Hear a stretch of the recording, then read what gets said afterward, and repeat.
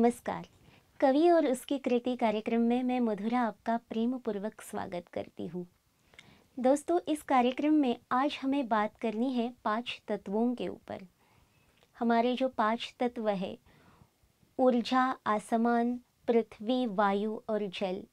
हमारा शरीर इन 5 तत्वों से बना है। हमारा शरीर इन 5 तत्वों से बना है, लेकिन ये 5 तत्व हमारा साथ देते हैं अगर हम उन्हें दिल से पहचाने तो इसी बात को आगे बढ़ाते हुए हम बात करते हैं हर पल उत्सव में से हमारी जो आगे की कविता है, उस कविता से, बनो वरदानी। तो इस कविता के बारे में बात करने के लिए हमारे साथ है सीता गुप्ता जी। नमस्कार सीता जी। नमस्कार। फिर से आपका स्वागत कवि और इसकी कृति कार्यक्रम में। आपके स्वागतपूर्ण शब्दों के लिए मैं दिल से आपका आभार व्यक्त करती हूँ और दर्शकों आपका भी आभार व्यक्त करती हूँ। धन्यवाद। ये बनो वरदानी जो आपकी प्यारी सी कविता है, इस कविता को हम आगे देखते हैं। प्रकृति के ये 5 तत्व निष्दिन बनने जीवन का सत्व। प्रकृति के ये 5 तत्व निष्दिन बनने जीवन का सत्व। तुम इनसे कुछ सीखो, तुम उनसे कुछ जानो। तुम इनसे कुछ सीखो, तुम उनसे कुछ जानो। पुच्छ बनोगे इनके जैसे यदि इन्हें दिल से पहचानो। सीता जी, आज तक हमने 5 तत्वों के बारे में तो सुना था, लेकिन आपने यहाँ पे कहा है दिल से जानो। ये 5 तत्वों को दिल से कैसे जाना जाता है? प्रकृति सबसे बड़ी दाता है। ईश्वर ने प्रकृति का जब सृजन किया तो उसके अंदर देने का भाव भर दिया। ईश्वर की सर्वोत्तम रचना मानव और प्रकृति। हाँ। 3 चीज़ों को अनश्वर कहा जाता है, आत्मा, परमात्मा और प्रकृति। हाँ। तो उसमें से प्रकृति सर्वश्रेष्ठ है, क्योंकि आत्मा फिर भी लेती है। हाँ। देती बाद में है, प्रकृति पहले देती है। क्या बात है। लेकिन हम आज भौतिक युग में जी रहे हैं तो हम केवल लेना सीख गए हैं। इसलिए हमारी आज की पीढ़ी को ये सिखाना ज़रूरी है कि हम जिससे इतना ले रहे हैं उसको कुछ दे भी रहे हैं, क्योंकि कहावत है लेते लेते तो भरे कुएं खाली हो जाते हैं। तो हम लेते जा रहे हैं, लेते जा रहे हैं। देने की भावना कब आएगी? जब हम पहचानेंगे कि हमें उनसे क्या मिल रहा है। बिल्कुल। नहीं तो वो हम ऐसे ही ले लेते कि ये तो हमें मिलने का हमारा अधिकार ही है। हाँ। और कर्तव्यों के प्रति उपेक्षित भाव आ जाता है।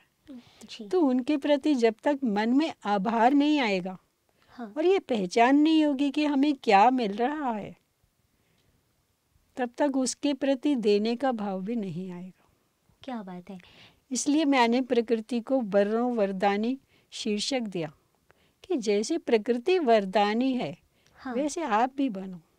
क्या बात। आप देखिए, ईश्वर की रचना में छोटी से छोटी चीज भी देने वाली है। वाह। अगर बगिया में आप जाएं, छोटी सी कली भी होगी, अभी वो पूरी तरह खिली नहीं है, लेकिन फिर भी सुंदरता तो दे रही है। जी हाँ। मन को आनंद तो दे रही है। क्या बात है।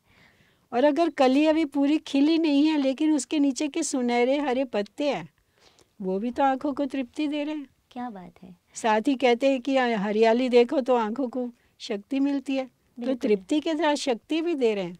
तो बिन मांगे दे रहे हैं ना, हम जाके पेड़ से कहते थोड़ी है मुझे स्वच्छ हवा दो। क्या बात है।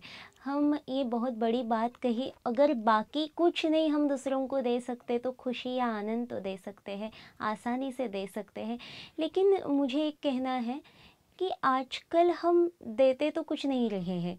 मतलब प्रकृति हमें बहुत कुछ देती है, हम प्रकृति को हम कुछ नहीं दे रहे हैं। ऊपर से इस प्रकृति का हम ह्रास कर रहे हैं। उसके बारे में आप क्या कहेंगे? तो यही चेतना तो जगानी है हमें अपनी पीढ़ी में। जी हाँ। चेतना जागेगी तब हम कार्य करेंगे ना। जी हाँ। अभी चेतनता ही नहीं है। हाँ। एक सड़क बनने के लिए हजारों पेड़ काट दिए जाते हैं, बराबर। लेकिन हजारों पेड़ को उगने में कितना समय लगता है? बहुत समय लेते हैं। लेकिन वो कोई सोचता ही नहीं है। सड़क तो चाहिए क्योंकि लोगों को चलने के लिए गाड़ी चलानी है। लेकिन ये चेतना कैसे जगाए?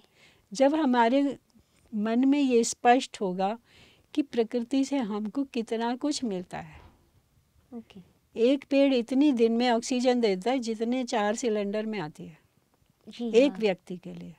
अब आप देख लीजिए, हिसाब लगा लीजिए, 700 करोड़ लोग हैं धरती पर और पशु पक्षी वो सब अलग, तो कितनी ऑक्सीजन चाहिए एक दिन में।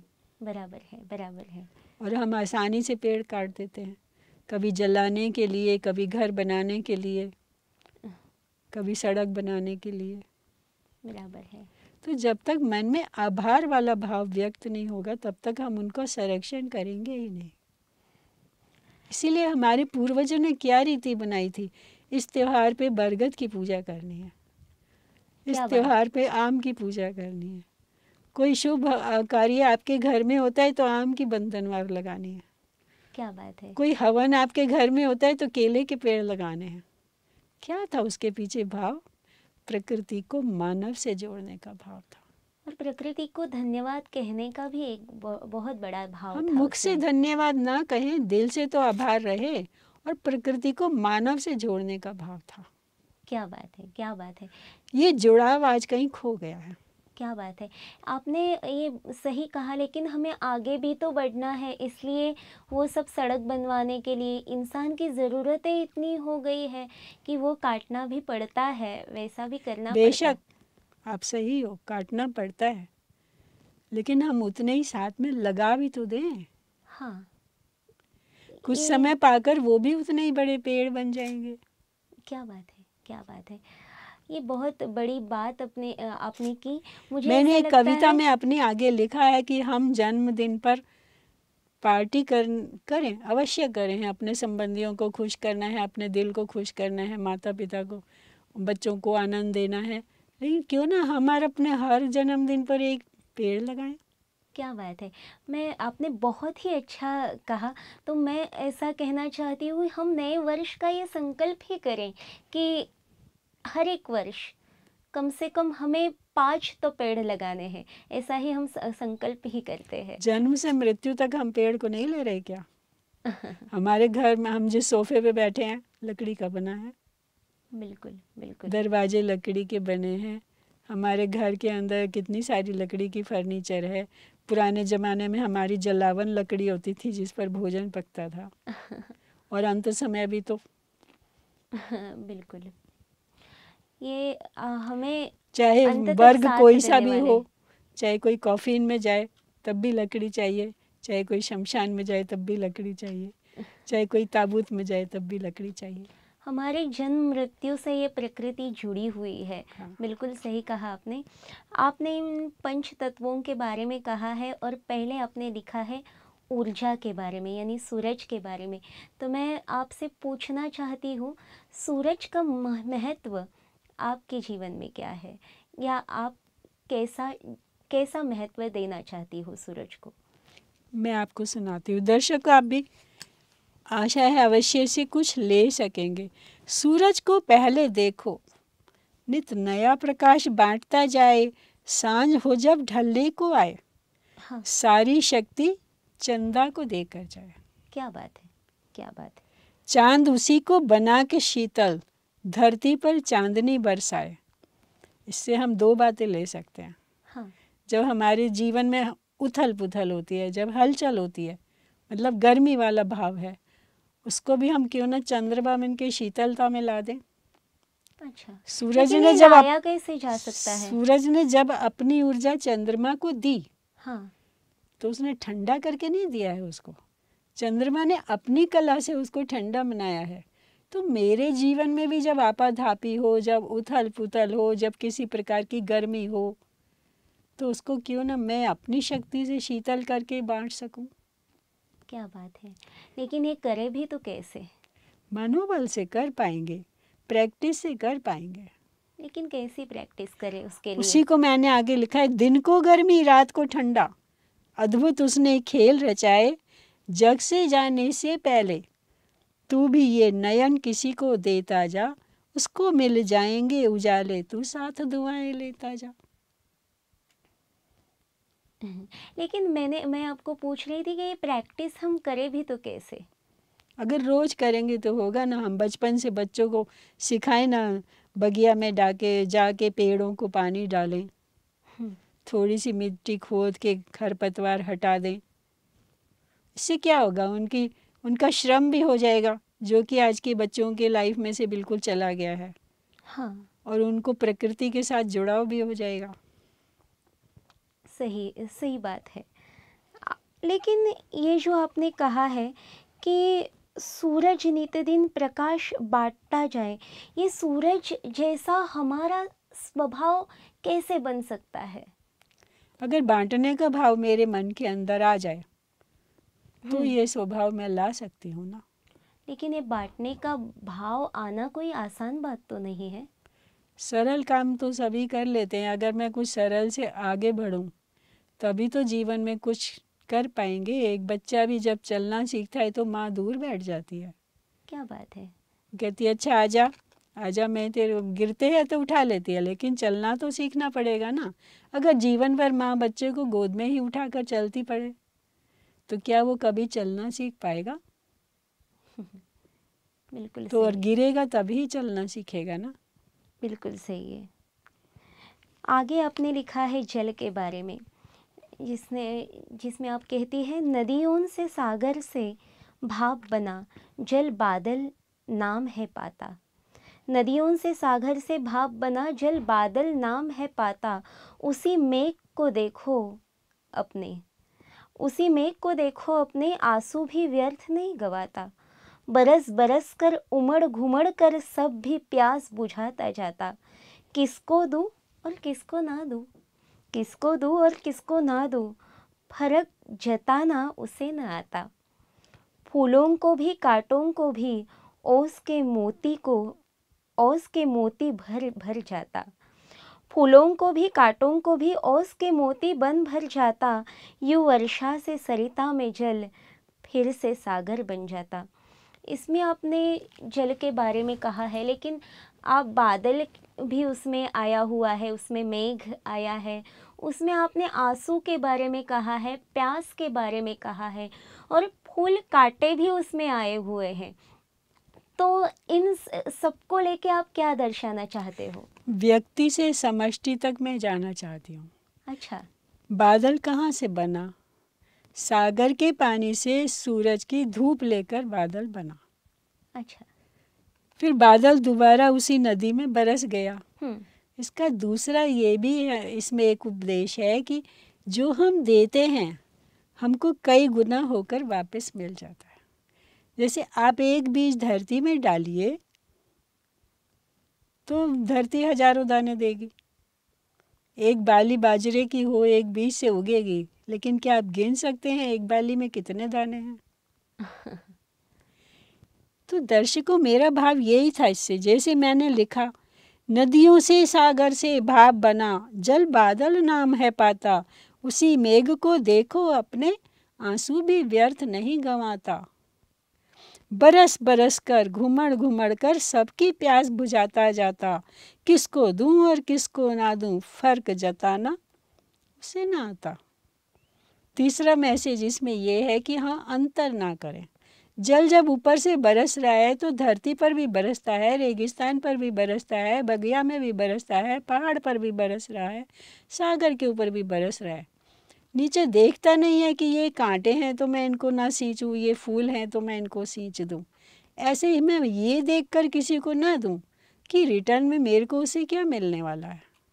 क्या बात। प्रतिदान की इच्छा से जो हम देते हैं वो देने की भाव नहीं है, वो तो हिसाब किताब हो गया। मैंने तुमको दिया, तुमने मुझे दिया। क्या बात है। इसीलिए मैंने लिखा, फूलों को भी कांटों को भी ओस के मोती से भर जाता। अब सुबह सुबह जरा बगिया में जाकर देखिए, सुबह सुबह उषा काल में जरा बगिया में जाइए, देखिए हर एक पत्ती के ऊपर छोटे छोटे ओस के मोती कितने सुंदर लगते हैं, जैसे किसी ने चांदी की दाने बिखेर दिया हों। कांटों के ऊपर भी उतने ही होते हैं। उसको मैंने लक्ष्य करके लिखा है, फूलों को भी कांटों को भी ओस के मोती से भर जाता। यूं वर्षा से सरिता में जल फिर से सागर बन जाता। सागर ने दिया, सागर के पास जल वापस आ गया। वाह। तो मैं भी किसी को दूंगी, वो कई गुना देकर ईश्वर मेरे को वापस करेगा, लेकिन दूंगी तब ना। वो तो है। अगर बीज ही नहीं डाला तो फसल कहाँ से लेंगे? क्या बात है। लेकिन मैं ये जानना चाहती हूँ कि ये जो आपने कहा कि किसी में अंतर न करने की प्रवृत्ति, ये हम अपने में कहाँ से लाए? जो हमने बचपन में कहा सुना था कि हमारे बड़े, हमारे ऋषि, हमारे मुनि, हमारे क्या कहते थे, वसुधैव कुटुंबकम। हाँ। आज तो परिवार भी कुटुंबकम में नहीं रहा है। क्या बात आप उसमें भी देखिए, ये मेरा भाई, ये तेरा भाई। है। हम अपने बचपन में जब देखते थे तो हम तो, जब कोई पूछता था तुम्हारी कितने बहन भाई हैं, तो हमारे तो सारे कज़न, सारे भाई बहन सभी होते थे। अच्छा। कई बार गिनती भी करके बताना पड़ता था। अरे बाप रे। अधिकतर ऐसे ही होता था ना, बड़े बड़े परिवार होते थे। लेकिन आज तो क्या है, 2 संतान से भी लोग एक पर आ गए हैं। तो भाई बहन नहीं हुए तो क्या हुआ, बच्चों का बचपन खो गया, शेयरिंग की भावना चली गई, क्योंकि उनको बांटने की ज़रूरत ही नहीं पड़ती है। तो जो बचपन में नहीं बांटते किसी चीज़ से, वो बड़े होकर कैसे देंगे आप बताओ? देने की प्रवृत्ति तो जगाई नहीं। तो इसलिए मैंने कहा कि घर में अगर 1-2 बच्चे भी हैं तो हम उनको कहाँ देने का भाव सिखा सकते हैं। आप बागिया में लेकर जाइए, पानी दीजिए, वृक्षों में से खरपतवार निकालिए, ये देने की भावना आएगी। आपके घर कोई आता है, उसका स्वागत करवाइए उनसे, तो देने की भावना आएगी। आभार तो देंगे ना कम से कम। बिल्कुल बिल्कुल। तो इसलिए देने की भावना हमको भरनी पड़ेगी। बच्चे क्या करते हैं, कहीं और से थोड़ी लेकर आएंगे, परिवार से लेंगे, गुरु शिक्षक से लेंगे, समाज से लेंगे। बिल्कुल 3 ही तो उनके पास क्षेत्र हैं। तो युवावस्था तक अगर हमारी पीढ़ी देने के भाव से भरपूर हो जाए, तब ऑफिस में जाके अपने सहपाठियों को, अपने सहमित्रों को, अपने कोलिग्स को प्रेम दे सकेगी। नहीं तो केकड़ा संस्कृति जाग जाएगी, जो अधिकतर जाग रही है कि दूसरे की टांग खींचकर मुझे उन्नति करनी है। बिल्कुल सही कहा आपने। वो आपने जैसे कहा वसुधैव कुटुंबकम हमारे ऋषियों ने कहा है, और ये बहुत बड़ी भारत की संस्कृति है कि हम लोग मतलब हमारे जीन्स में ये है कि हम किसी में अंतर नहीं करते हैं। मुझे महाभारत की वो कथा याद आई, जब मादरी सती जाती है तो कुंती कहती है तू क्यों सती जाती है, मुझे सती जाना है। लेकिन मादरी उसे कहती है कि नहीं, तुम्हें यहाँ पे रहना है, हमारे बच्चों का ख्याल रखने के लिए तुम्हें यहाँ पे रहना है। मैं तुम्हें सती जाने नहीं दूंगी, क्योंकि मुझ में ये भावना नहीं है। मुझे मालूम है तुम मेरे पुत्र और तुम्हारे पुत्र, इसमें अंतर नहीं करोगे, लेकिन मुझ में ये भावना नहीं है, मैं तुम्हारे इतना बड़प्पन नहीं है कि मैं हमारे सब पुत्रों को एक नज़रिए से देख सकूं। तो ये बहुत बड़ी प्रवृत्ति है, और ये प्रवृत्ति आपने जैसे कहा, ये 5 तत्व या हमारी प्रकृति हमें सिखाती है। आगे अपने जल के बारे में आपने कहा, वैसे आपने आकाश के बारे में कहा है। आओ देखे आकाश का विस्तार, जिसका कोई आर न पार, सबको करता एक सा प्यार, इसकी छाया में संसार। तेरा मन भी हो निर्मल आकाश, तेरा मन भी हो निर्मल आकाश, इसमें करते देवता वास। कितनी बड़ी बात कही है आपने कि निर्मल मन में देवता का वास होता है। आप निर्मल शब्द का अर्थ कीजिए, निर्मल, जिसमें कोई मल नहीं है, वाह, जिसमें वाह, कोई गंदगी नहीं है। और आकाश भी तो एकदम स्वच्छ है। वाह, आकाश का कोई अंत नहीं है, अनंत है। बिल्कुल। तो ऐसे मेरे मन के भाव भी अनंत होना सबके प्रति, क्या मेरा बात प्यार भी अनंत होना सबके प्रति। है। बिल्कुल इसलिए मैंने आकाश को प्रेम से और भाव से जोड़ा है। वो असीमता अपने अंदर आनी चाहिए। आगे सबको करता, देखिए मैंने कैसे लिखा है, आओ देखें आकाश का विस्तार, जिसका कोई आर न पार। साइंस भी ये मानता है कि आकाश का कोई अंत नहीं है। और हम ऊपर आकाश में देखें तो कहीं आपको कोई छोर नजर नहीं आएगा। सबको करता एक सा प्यार, इसकी छाया में संसार। तेरा मन भी हो निर्मल आकाश, जिसमें करते देवता वास। सबके दिल में भरता जा तू, स्वर्गिक सुख का एहसास। हम भक्ति में सब यही तो मानते हैं ना, स्वर्ग ऊपर है। हाँ। तो क्यों ना हमको ऊपर देखकर स्वर्गिक सुख का एहसास हो। मेरा मन भी इतना निर्मल हो कि जो मेरे मन की था तक पहुंच पाए, वो उससे ओतप्रोत हो जाए उस प्रेम से। लेकिन ये स्वर्गिक सुख का एहसास ये निर्मल मन बन के हो सकता है, लेकिन मन को निर्मल बनाए कैसे? तेरा मेरा ना रखें तो निर्मल बन सकता है ना। अच्छा, अच्छा, लेकिन वो तो आ ही मन जाता के है। अंदर हम जब इसने ये कहा उसने वो कहा ये विचार रख लेते हैं। हाँ। मन के ऊपर दोस्तों मैंने एक छोटी सी मुक्तक कही है, मैं अभी आपको सुनाती हूँ। मन की बात मन बदलते ही मौसम बदल जाता है। मन की बात बदल डालो, मौसम बदल जाएगा। गलत फहमियों का अंधेरा झट जाएगा, तो आशाओं का दीपक जगत चमक जाएगा। कब किसने क्या कहा ये भुलाते जाओ, जाने कब कौन मित्र से चित्र बन जाए। जाने कब कौन मित्र से चित्र बन जाए, और मन की बात आपके मन में ही रह जाए। वक्त बीत जाने पर आदमी मलाल करता रह जाता, क्योंकि गया हुआ समय कभी वापस नहीं आता। इसलिए बचा लो अपने स्नेह का हर नाता।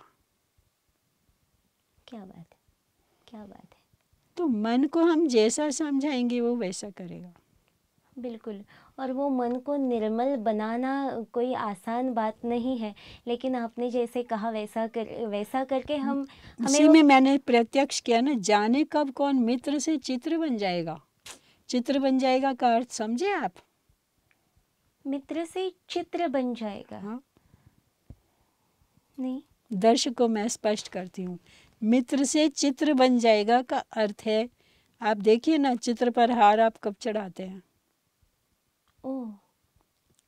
तो मित्र से चित्र बन गया, और आपने सोचा हुआ बस रह गया अंदर कि मैं इससे माफ़ी मांग लेता, मैंने छोटी सी बात को बड़ा कर दिया, तो वो मलाल आपके हाथ में रह जाता। अंतराम में लाइन में मैंने यही लिखा है, मन में मलाल बस रह जाता, क्योंकि गया हुआ समय कभी वापस नहीं आता। ओह, अच्छा। इसलिए बचा लो अपने स्नेह का हर नाता। अभी क्षमा का लेना देना कर लो, बचा लो अपने स्नेह का हर नाता। बराबर है। निर्मल मन का महत्व जो है वो हमारे संस्कृति में बहुत है। एक बहुत बड़े संत हो गए महाराष्ट्र में, संत ज्ञानेश्वर, तो उन्होंने कहा है मन के बारे में, न चलते कळंके विण शशिबिंब जैसे परिपूर्ण, तैसे जोखी श्रृंगारपण मना से जे। मतलब अचल निष्कलंक ऐसी जो चांदनी होती है, उस चांदनी की तरह निर्मल मन की शोभा होती है। और आपने जैसे कहा है, तेरा मन भी हो निर्मल आकाश, इसमें करते देवता वास। सबके दिल में भरता जा तू स्वर्गिक सुख का एहसास। उसके लिए उसके लिए बना ले अपने दिल को उज्जवल और उदार। उसके लिए बना ले अपने दिल को उज्जवल और उदार। सभी इश्क की रचना है, सभी इश्क की रचना है, जब सबको करते रहो दुलार। सभी इश्क की रचना है, जब सबको करते रहो दुलार। ये स्वर्गिक सुख का एहसास कैसे करें? देखो, हम बचपन में क्या गाते थे रोज प्रार्थना में? हिंदू सिख मुस्लिम से, हिंदू मुस्लिम सिख ईसाई आपस में सब भाई भाई। हाँ, बचपन में सिखाया जाता था ना हमको। हाँ, बिल्कुल। अब सोचने की बात यह है, दर्शकों आप भी इस पर विचार कीजिएगा। सोचने की बात यह है, हिंदू हिंदू के घर में पैदा हुआ, सिख सिख के घर में पैदा हुआ, मुस्लिम मुस्लिम के घर में पैदा हुआ, तो आपस में भाई कैसे हुए? आज तो एक माता पिता के दो भाई भी, एक इधर रहता है तो एक उस शहर में रहता है, या अगर एक ही सोसाइटी में होंगे दोनों का अलग अलग टावर में फ्लैट होगा, तो वो अच्छा। भाई भाई कैसे हुए? क्योंकि ईश्वर परमात्मा की सब रचना है, आत्मा रूप में सब भाई भाई हैं। आत्मा ने जिसके घर में जन्म लिया वही उसके धर्म का वो लग गया उस पर। तो इसलिए मैंने लिखा है, उसके लिए बना लें अपने दिल को उज्जवल और उदार, सभी इश्क की रचना है जब, सब तो सबको करते रहो दुलार। सभी तो इश्क की रचना है, तो सभी तो मेरे भाई बंद हो गए, सबको करते रहो दुलार। अब रक्त बैंक में जाते हैं अगर तो पूछते हैं क्या, आपका कोई संबंधी, किसी का कोई संबंधी बहुत बीमार हो, डॉक्टर साहब कहें उसको रक्त देना है, तो कहेंगे क्या कि ये जो रक्त आप चढ़ा रहे हैं पहले चेक कर लीजिए किसका है। बिल्कुल बिल्कुल। तो इसी भाव को मैंने लिया है कि सबके लिए बना लें अपने मन को बड़ा उदार। तो सबके मन में अगर प्रेम भाव आ जाए तो वसुधा हमारी क्या स्वर्ग से कम रहेगी। बिल्कुल, ये बहुत ही सही कहा आपने। लेकिन कैसा है, मैं भले सबको भाई बना लूँ, मैं भले सबको भाई बना लूँ, लेकिन सामने वाला मुझे बहन कहने के लिए, मुझे भाई कहने के लिए तैयार ही नहीं, तो मैं क्या कर सकती हूँ। तुलसीदास जी ने कहा है कि जो जैसा कर्म करता है वैसा ही पाता है। हाँ हाँ, लेकिन तो सामने वाले ने नहीं भी किया, हाँ, तो मुझे तो मेरे कर्म का फल मिलने वाला है। ये तो सही है, ये तो तो मुझे सही। तो मेरी अच्छाई का फल मिल ही जाएगा, आज नहीं तो कल। बिल्कुल गीता सही में भी कहा। तो क्या है, कर्मण्येवाधिकारस्ते मां माँ फलेषु फलेषु कदाचन। कदाचन। बराबर। तो कर्म पर हमारा अधिकार है ना, सामने वाला मुझे प्रतिदान दे या ना दे ये उसकी इच्छा है। बिल्कुल ही तो सही कहा। प्रतिदान की इच्छा से जो हमने किया वो तो फिर व्यापार हुआ ना। मैंने पैसे सही दिए, है। सब्जी वाले ने गोभी दी। आप इतनी अच्छी बातें हमें बता रहे हैं, और अपने पवन के बारे में लिखा है, हम आपने वसुंधरा के बारे में लिखा है पंच तत्वों में से। लेकिन क्या है कि आपकी इतना सब हमें विस्तृत सुनना है, और अभी हमारे पास समय थोड़ा सा कम है, तो अभी हम इन दो तत्वों के बारे में आगे के एपिसोड में सुनेंगे। लेकिन अभी हमने जिन 4 तत्वों के ऊपर बातचीत की, उसके बारे में आप कुछ कहना चाहते हो? और उसके बारे में मैं एक छोटी सी मिसाल आपको और देती हूँ। दर्शकों आप भी ध्यान से सुनिएगा। जब हम बगिया में जाते हैं हमें सबसे छोटा क्या मिलता है, एक फूल, हाँ, एक कली। मैंने उसके ऊपर एक छोटा सा मुक्तक लिखा है, आप ध्यान से सुनिएगा तो आपको बहुत रस आएगा। अनगिन फूलों अनगिन भंवरों ने पराग पिया, अच्छा, फिर भी सुमन सदा मुस्काया, कभी नहीं मुरझाया। क्या बात है। अपने रूप रस गंध से उसने बगिया को महकाया। हे ईश्वर मेरे धन्यवाद तेरा, मैं तू दाता मुझको भी दाता बनवाया, इसी भाव से इतर आया। क्या बात है, क्या तो जब बात। छोटा सा पुष्प ये सोच सकता है, वो सोचता है, गिनता है क्या कितने भरवे भंवरे मेरे से पराग पी गए। तो हम तो मानव है जिसको ईश्वर की सर्वोत्तम रचना कहा जाता है। बराबर है, क्या बात है।